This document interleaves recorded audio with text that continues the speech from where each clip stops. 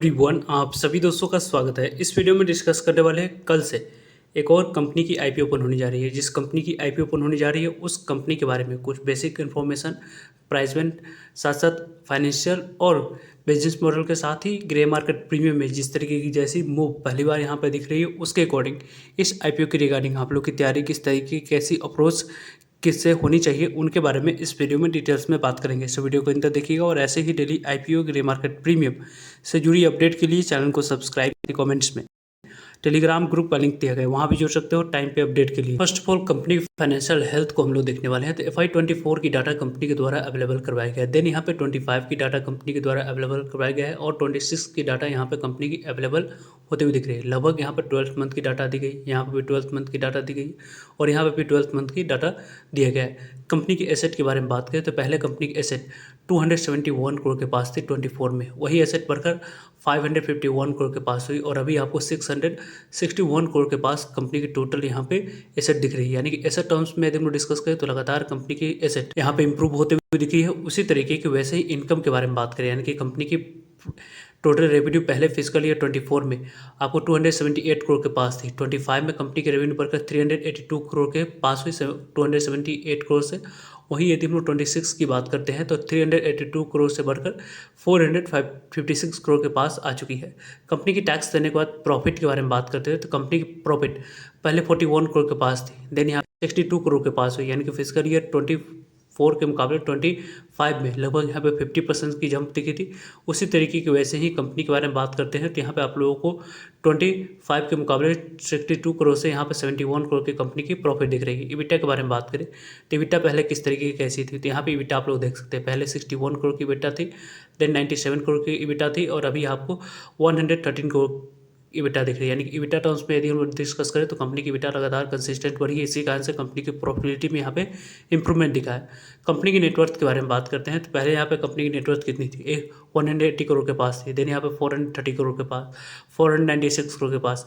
Reserve and surplus के बारे में बात करते हैं तो 202 करोड़ के पास, 427 करोड़ के पास, अभी आपको 465 करोड़ के पास कंपनी की रिजर्व एंड सरप्लस दिख रही है। टोटल बोरोइंग के बारे में बात करें कर्ज की तो पहले यहाँ पे कंपनी के पास कर्ज 30 करोड़ के पास थी, 72 करोड़ के पास, अभी 75 करोड़ के पास कंपनी की कर्ज दिख रही है। यानी कर्ज के मामले में बात करते हैं तो यहाँ पे कंपनी की कर्ज थोड़ी सी बढ़ी है, लेकिन अभी भी यहाँ पे ऑलमोस्ट कंपनी की फाइनेंशियल हेल्थ के अकॉर्डिंग बात करते हैं तो यहाँ पे कंपनी की फाइनेंशियल हेल्थ को देखें तो 4 स्टार आउट ऑफ 5 इस कंपनी को देख सकते हैं, जिस तरीके की जैसे कंपनी की फाइनेंशियल हेल्थ दिख रही है उसके अकॉर्डिंग। सो हम लोग जिस कंपनी के बारे में बात कर रहे हैं उस कंपनी को देखें तो टेम्सेंस यहाँ पे इंस्ट्रूमेंट लिमिटेड कंपनी को हम लोग डिस्कस कर रहे हैं। वैसे इस कंपनी के बारे में बात करें टेम्सेंस इंस्ट्रूमेंट इंडिया लिमिटेड आईपीओ की तो 650 करोड़ की इस कंपनी की इशू साइज है। इस 650 करोड़ की इशू साइज की बात करते हैं तो इसमें फ्रेश इशू और ऑफर फॉर सेल दोनों की कॉम्बिनेशन है। कंपनी के आने वाले समय में जो इंपॉर्टेंट डेट्स हैं उनको देखें तो यहाँ पे कल से आईपीओ ओपन हो रही है। कल इस आईपीओ में अप्लाई करने के लिए पहला दिन रखा गया है और यहाँ पे आपको अप्लाई करने के लिए 21 अगस्त दूसरा दिन अप्लाई करने के लिए समय तो अगस्त इस आईपीओ में आखिरी दिन आपको अप्लाई करने की अपॉर्चुनिटी मिलने वाली है।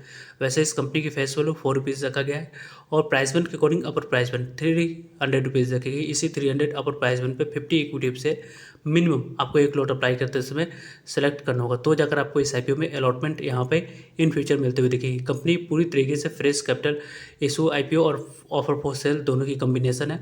बुक बिल्डिंग आईपीओ है बीएस, यानी से दोनों जगह पर कंपनी की लिस्टिंग हुई। रही बात इस कंपनी की टोटल इशू साइज की डिस्ट्रीब्यूशन की तो 650 करोड़ की टोटल इशू साइज है, जिसमें से 95 करोड़ फ्रेश इशू है और 555 करोड़ ऑफर फॉर सेल है, जिसके माध्यम से प्रमोटर्स और एग्जिस्टिंग शेयर होल्डर्स अपने स्टेक को डाइल्यूट करते हुए इस आईपीओ में दिखे। आने वाले समय में इंपॉर्टेंट डेट्स को देखें तो यहाँ पे 20 अगस्त इस आईपीओ की ओपनिंग डेट है। कल से आईपीओ ओपन होगी। पहले दिन की समाप्ति के बाद इस आईपीओ में कितने नंबर ऑफ टाइम से आईपीओ सब्सक्राइब होती है उसके बारे में 5 PM के बाद जो इंपॉर्टेंट वीडियो आती है उस वीडियो में हम लोग डिटेल्स में डिस्कस कर लेंगे।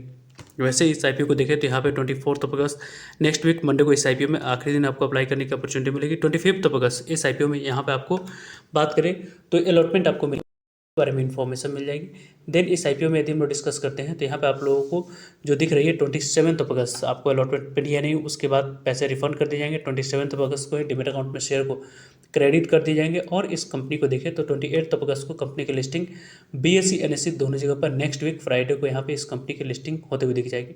वैसे तो इस आईपीओ को देखें तो यहाँ पे आप लोगों को वेट एंड वॉच करके अप्लाई करने के पॉइंट ऑफ व्यू से ये आईपीओ नहीं दिख रही है। यहाँ पे आप लोगों को अपनी तैयारी के अनुसार से अप्लाई करने की प्लानिंग करनी चाहिए, क्योंकि इस आईपीओ में अलॉटमेंट मिलने की चांस कम रहने वाली है, क्योंकि क्योंकि जैसे ही इस आईपीओ की ग्रे मार्केट प्रीमियम में जैसे तरीके की जैसे डिमांड्स दिख रही है, जो कुछ यहाँ पे परफॉर्मेंस अभी तक इस आईपीओ की रही है, उस परफॉर्मेंस के अकॉर्डिंग आपको इस आईपीओ में थोड़ी सी आप लोगों को देखना होगा कि आपको मल्टीपल डिमेट अकाउंट से अपने फैमिली मेंबर्स फ्रेंड्स के डिमेट अकाउंट से एक एक लॉट अप्लाई करेंगे तो मैक्सिमम चांस रहेगी कि इस आईपीओ में अलॉटमेंट आप लोगों को मिलते हुए दिख जाए। टोटल इशू साइज के डिस्ट्रीब्यूशन उनके बारे में बात करते हैं तो टोटल इशू साइज जो है उसमें से 50% शेयर क्यूआईबी के पास जाएगी। इसमें से यहाँ पे यदि हम लोग देखें तो 50% जो शेयर क्यूआईबी के पास जाने वाली, इसमें एंकर इन्वेस्टर के बारे में आप लोगों को लेट नाइट तक अपडेट आते हुए दिखेगी। 35% शेयर रिटेलर्स के पास जाने वाली है। 15% शेयर आपको एनआई कैटेगरी को एलोकेट किए जाएंगे। वैसे इस कंपनी देखते हैं तो मिनिमम इस आईपीओ में एक लॉट अप्लाई करने के लिए 15,000 अमाउंट्स की यहाँ पर रिक्वायरमेंट दिख रही है। स्मॉल एचएनआई के बारे में बात करें 2,10,000 अमाउंट्स की यहाँ पर रिक्वायरमेंट है। बिग एचएनआई के बारे में बात करें 10,05,000 अमाउंट्स की यहाँ पे रिक्वायरमेंट दिख रही है। वैसे इस आईपीओ में किस कैटेगरी में कितने लॉट आप लोग अप्लाई करने वाले हैं कमेंट्स को बता सकते हैं। कंपनी की कुछ बेसिक फंडामेंटल के बारे में बात करते हैं तो बेसिक फंडामेंटली कंपनी की जो दिख रही है वो आपको 13.54% की यहाँ पे रिटर्न ऑन इक्विटी है। रिटर्न ऑन कैपिटल एम्प्लॉयड के बारे में बात करें 21.61% की है। डेट इक्विटी यहाँ पे 0.15 की है, जो कि आने वाले समय में और कम होते हुए दिखेगी, जो कि यहाँ पे कंपनी की और फ्रेश इशू के माध्यम से पैसा कंपनी रेज कर रही है, उससे कंपनी अपने डेट टू इक्विटी रेशियो को यहाँ पे कम करती हुई दिखेगी। और कंपनी के बारे में बात करें 13.55% रिटर्न ऑन नेटवर्थ है और 15.59% प्रॉफिट आफ्टर मार्जिन है। मार्जिन यहाँ पे 24.89 की है 83 की है और 61 की बात करते हैं एनएवी है 4.85 की यहाँ पे आपको कंपनी की प्राइस टू बुक वैल्यू दिख रही है। कंपनी की ओवरऑल मार्केट कैप की बात करते हैं तो 2400 करोड़ की टोटल मार्केट कैप पर कंपनी की आईपीओ आ रही है। एक स्मॉल इशू साइज वाली आईपीओ के में देखा जाए तो यहाँ पे कंपनी की मार्केट कैप के अकॉर्डिंग स्मॉल कैप में कंपनी आने वाले समय में लिस्ट होगी। टोटल प्राइस टू अर्निंग इस कंपनी की 34 की है।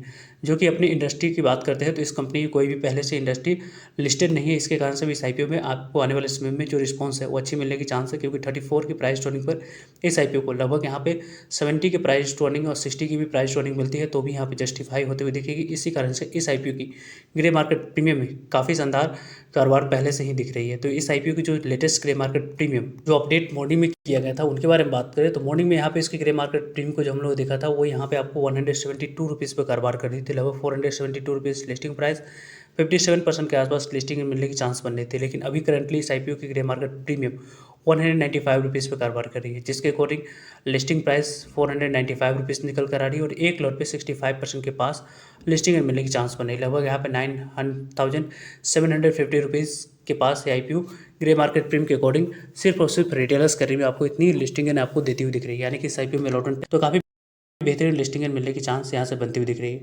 वैसे इस आईपीओ के बारे में आप लोगों की क्या ओपिनियन है, किस तरीके से कैसे प्लान करें कमेंट्स कर बता सकते हो।